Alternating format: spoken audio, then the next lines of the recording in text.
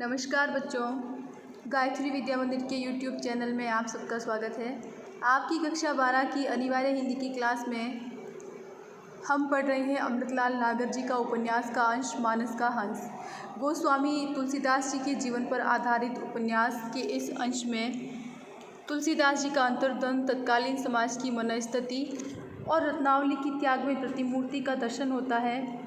और अब तक हमने पढ़ा गोस्वामी जी लोलार कुंड के मठ में भगवान श्री कृष्ण की आरती करते हुए कृष्ण भक्ति का पद गा रहे हैं।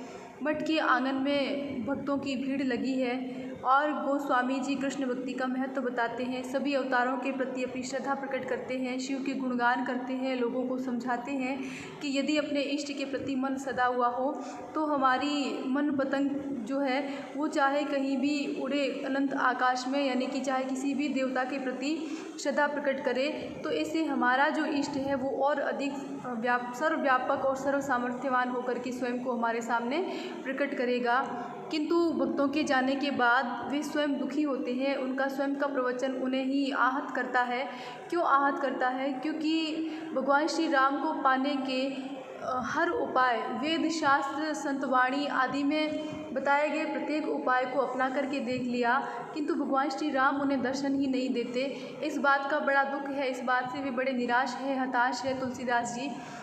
शिष्य के द्वारा भोजन के विषय में पूछे जाने पर भी वे उसे ऐसा ही खरा उत्तर देते हैं कि जो अच्छा लगे वही बनाओ, मेरी स्वाद रूपिणी गऊ अभी भड़कती है। कहने का आशय ये है कि व्यक्ति के जीवन में यदि एक दुख प्रकट हो तो उसके जीवन के सारे दुख जो है वो एक एक करके उसके साथ जुड़ते जाते हैं। उसी प्रकार गोस्वामी तुलसीदास जी इस समय भगवान श्री राम के दर्शन न देने के कारण दुखी है, उदास है, निराश है और इसी दुख के साथ उसके जीवन के अन्य अभाव, दुख, पीड़ाएं सब कुछ एक होकर के मानव दृश्य बन करके उनकी आंखों के समक्ष प्रकट होकर के उनके इस दुख को, वर्तमान दुख को और अधिक बढ़ा रहे हैं, गहरा कर रहे हैं। अब बढ़ते हैं हम आगे। शिष्य निश्चय ही कुछ खिन्न मन होकर चला गया। दालान में मंदिर की चौखट का टेका लगाकर, चौखट दालान यानी आंगन, दालान यानी आंगन, चौखट यानी दीवार, टेका यानी सहारा।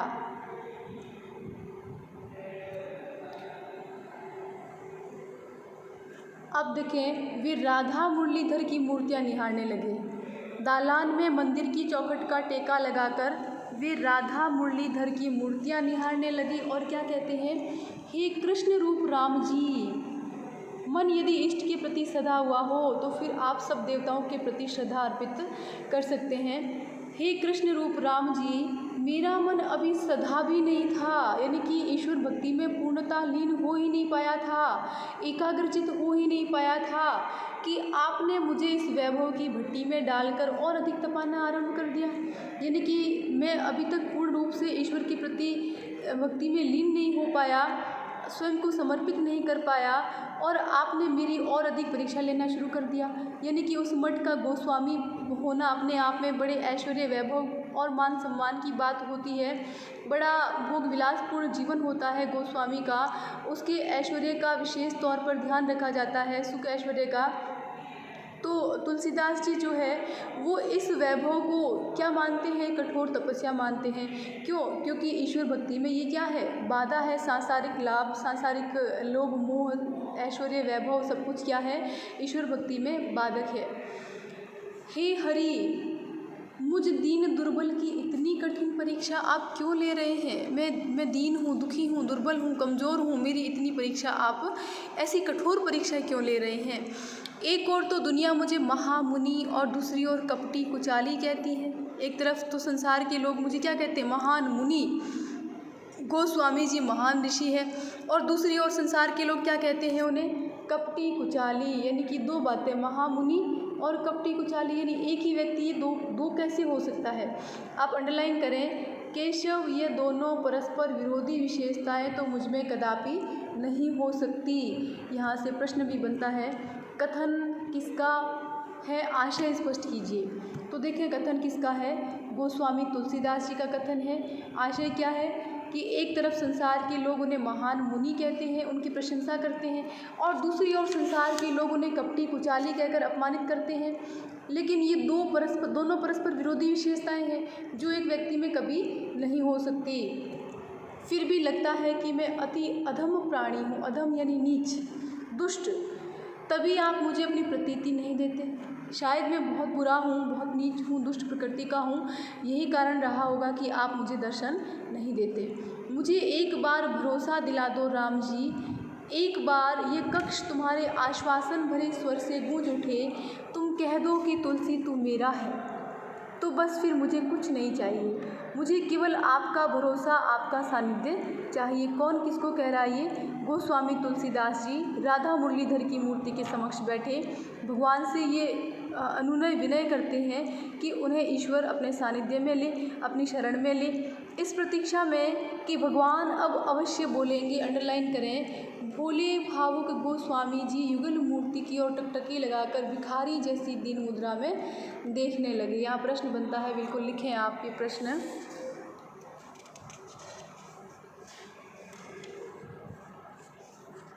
भावुक गोस्वामी जी युगल मूर्ति की ओर टकटकी लगाकर भिखारी जैसी दीन मुद्रा में देखते हुए क्या सोचने लगे? तो क्या सोचने लगे?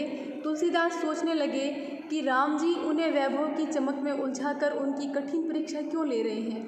वह स्वयं को क्या बताते हैं? दीन, दुर्बल और अत्यंत अधम प्राणी मान रहे थे।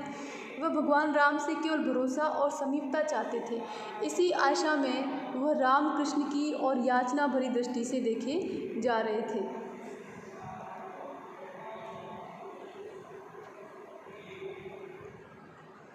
अब देखिए, गोस्वामी जी तो राधा कृष्ण की युगल मूर्ति के समक्ष बैठे हैं, ये सोच रहे हैं बैठे बैठे। इतने में देखो शिष्य आकर के क्या कहता है, विक्रमपुर से राजा भगत पधारे हैं। नाम सुनते ही तुलसीदास का उदास भाव तिरोहित हो गया। देखो, तिरोहित होना यानी समाप्त हो जाना, गायब हो जाना, खत्म हो जाना, यानी कि अदृश्य हो जाना।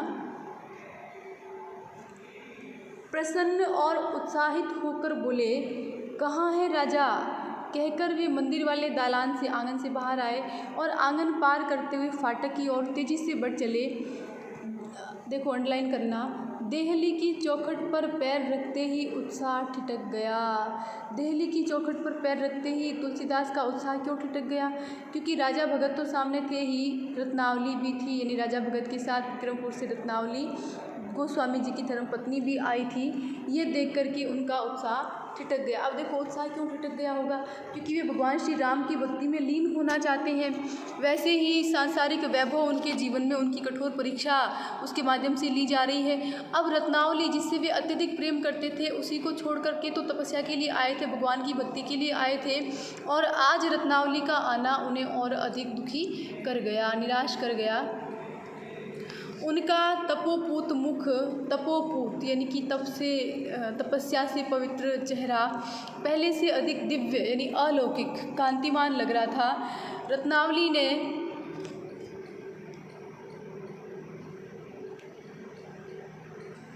एक बार पति की आंखों से आंखें मिलाई। राजा भगत दाढ़ी केश विहीन तुलसीदास के नए रूप को चकित दृष्टि से देखते हुए हाथ फैलाकर आगे बढ़े। अंडरलाइन करें, अरे भैया, तुम तो एकदम बदल गए। कथन किसका है, किसके प्रति है तथा क्यों है?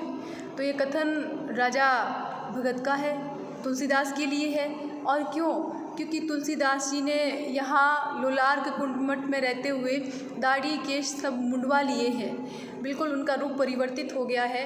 परंतु तुलसीदास का उत्साह अब ठंडा पड़ चुका था। उत्साह कौन सा? देखो, यहाँ भी प्रश्न बन सकता है। परंतु तुलसीदास का उत्साह अब ठंडा पड़ चुका था। कथन का आशय स्पष्ट कीजिए। तो विक्रमपुर से राजा भगत के साथ साथ विक्रमपुर से राजा भगत आए हैं, ऐसा समाचार सुनकर के तुलसीदास जी बहुत अधिक उत्साहित हो गए थे, प्रसन्न हो गए थे। किंतु साथ में रत्नावली को देख करके उनका उत्साह ठंडा पड़ चुका था। औपचारिक आलिंगन करके तुरंत अपने आप को मुक्त कर लिया। किंचित रूखे स्वर में पूछा, इन्हें क्यों लाए? किससे पूछा? राजा भगत से। किसके विषय में पूछा? रत्नावली के विषय में।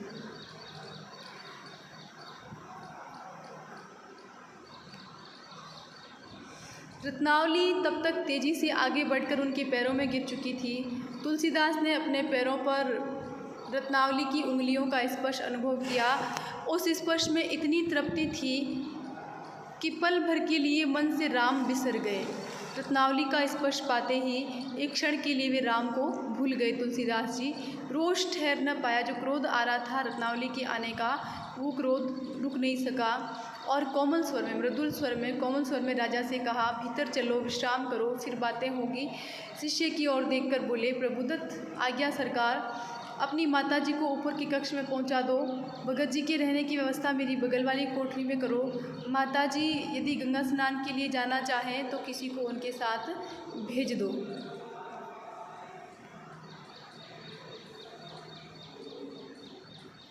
रत्नावली जी के चेहरे पर पति के इन शब्दों ने संतोष की आभा प्रदान की कि उसने स्वीकार तो किया मेरा आना। ये देख करके उसको संतुष्टि हुई। रत्नावली को नहा धोकर रत्नावली मठ में लौट आई।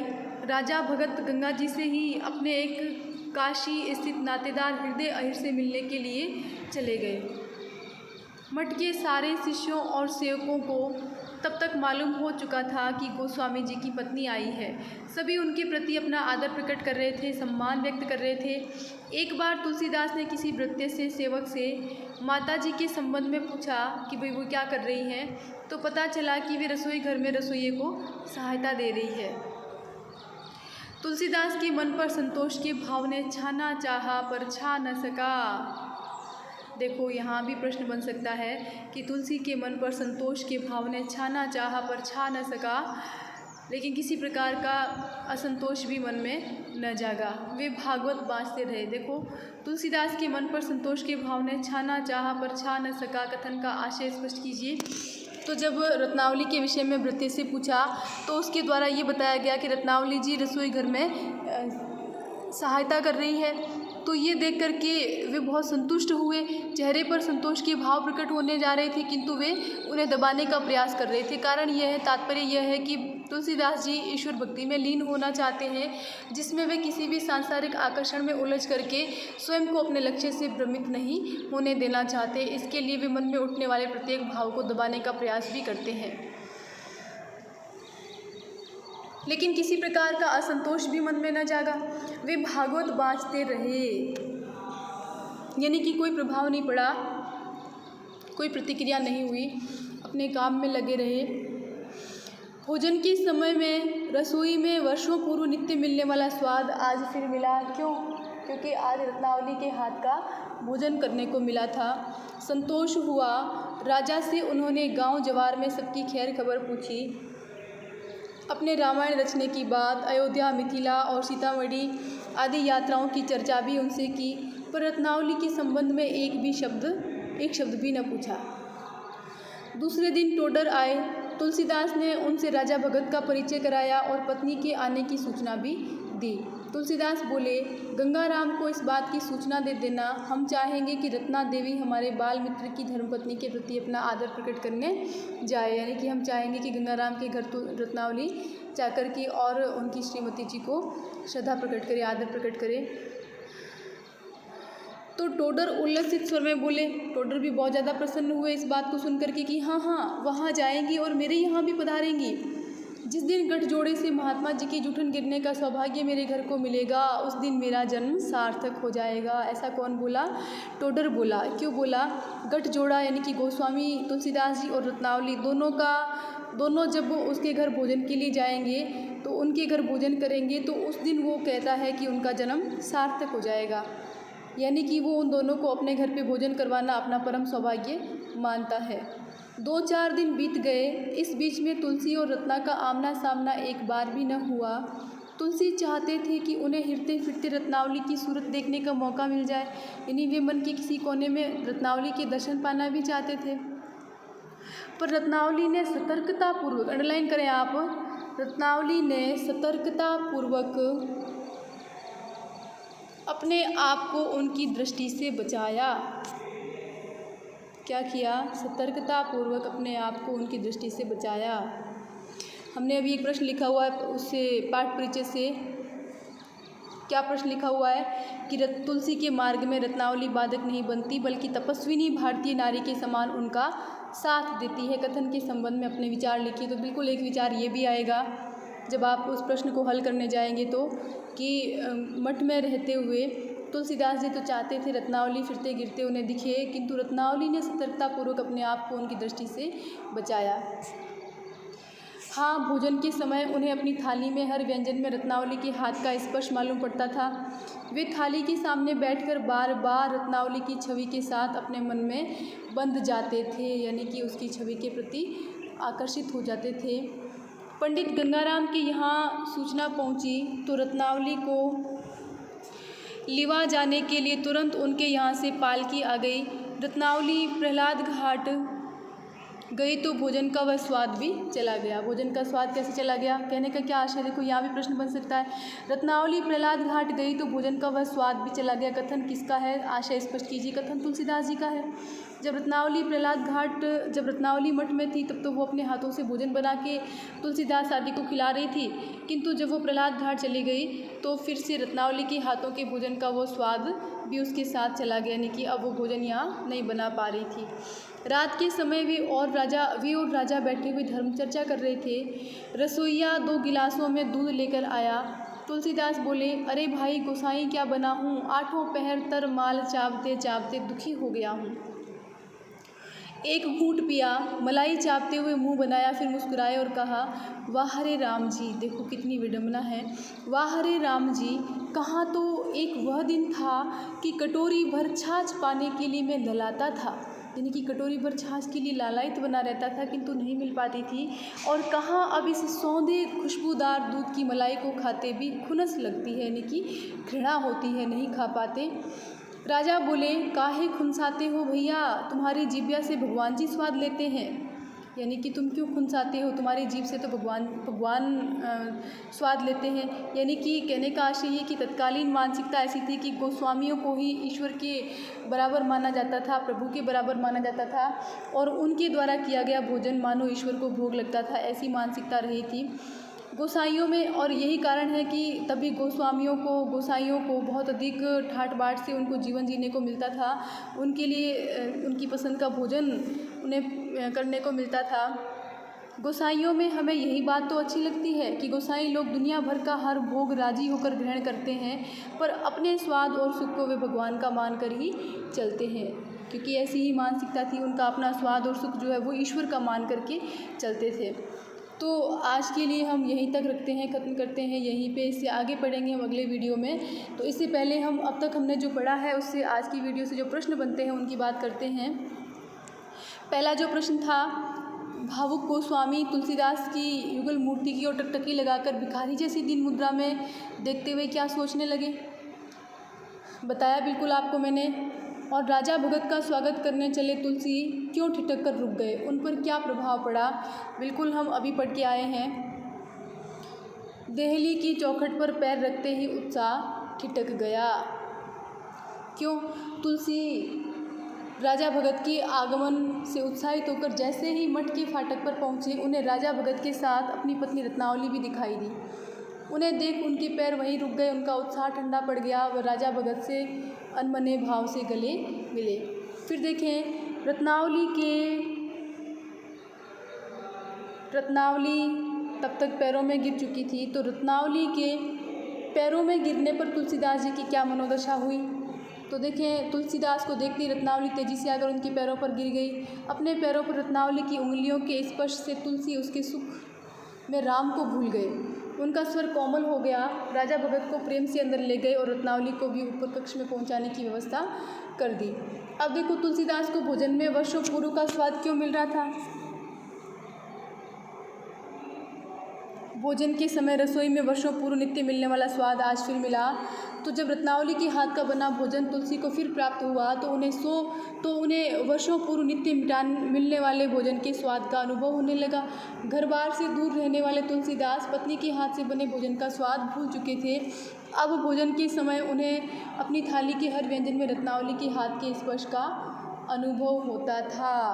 तो ये प्रश्न बिल्कुल आप कर लें। इसके आगे अगले वीडियो में हम पढ़ेंगे और प्रश्नों की बात करेंगे। तब तक के लिए धन्यवाद।